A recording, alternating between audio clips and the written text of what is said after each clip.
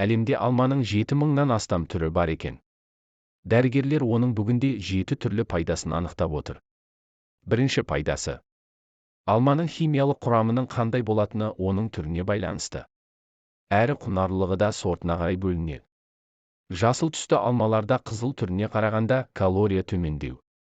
Сондықтан артық салмақтан арыламын деген адамдарға жасыл алманы таңдаған дұрыс дейді мамандар. Екінші пайдасы.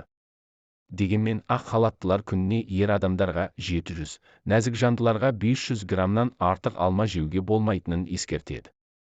Алманың құрамында болатын қышқыл қарын сөлін бөлетіндіктен, оны түскі ас алдында пайдалану қажет. Сонда әдеттегіден гөрі миға тойғаныңыз туралы хабар тезірек жетеді. Үшінші пайдасы. Алманың дәндерінде йодтың көп мөлшері болғандықтан, күніне 2 немесе 3 алманы сүйегімен жеген өте пайдалы.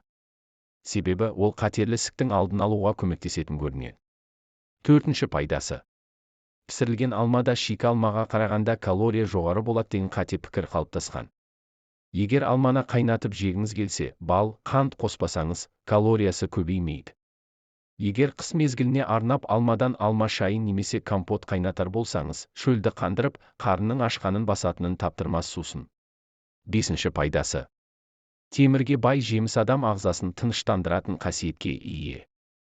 Егер гемоглобиніңіз төмен болса, алма дертіңізге таптырмас ем. Сондай-ақ, С дәрумені мен пектинге бай жеміс ішек қызметтерін де реттейді. Алтыншы пайдасы. Кез келген алманың 80% судан тұрады. Жасыл сортты алманы кептіріңіз.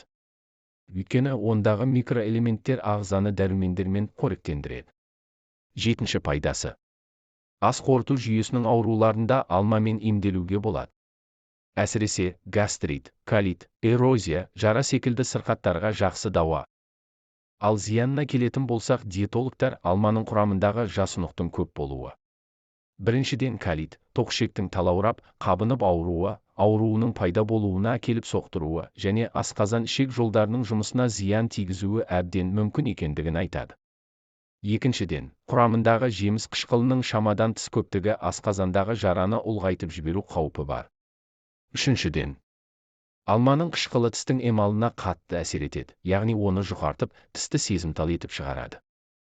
Алма жапырағынан демделген шайды көп ішпегеніңіз абзал, мұның қант диабеті ауруына шалдықтыратындығын дәлелденген.